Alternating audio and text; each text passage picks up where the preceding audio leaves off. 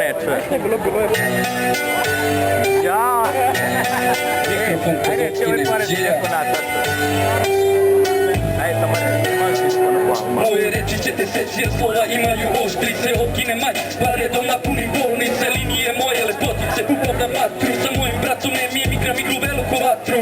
U samom stacu napušim se te kovnare. Realno nemaš za lepa, spominješ škola i pare. Care svaka ti čast, ako treba skidat kapu. Imaš 20 dina, a tražiš od tebe pare za nastup. Kad primiš platu ti kupiš matru od sobija. Ja javim se od taku pa je bolje matre dobijam. Na majku uvek otkidam pa pušiš mi račku. Ne bi prebio me rimama pa čak ni da si bandur. Jer sam te bajku ubitra tvoga ega. Ne znam da li znaš tu reč, ali bi trebao pre svega da se zapitaš zbog čega. Jer sranje tako vruće, nemaš više od taka. Pa sam sedeš kod kuće, mikrofon kuće pa i nije tako skup. Razbor tvoje opreme, ali džabe ti kad si glup ko kurac. Slušaj me više buraz, još uvek volontira. Ne trebaju mi pare, ja to volim pa okiram. Znaš me, znate, ja se majko otkinem, ali ne znate da sve lako dobijem. Pobijem sve do cilja, čvrsto borim se. Mikrofon kad otkinem, postane mrtvo bojište. Znaš me, znate, ja se majko otkinem, ali ne znate da sve lako dobijem. Pobijem sve do cilja, čvrsto borim se. Mikrofon kad otkinem, postane mrtvo bojište. Ja ne otkinem majk, već mikrofonom otkinem. Udarim jedno, pa se padnu kao domine. Nema ko da te podigne jer ostao si sam. I unapred to si dao, se dalje poliraš.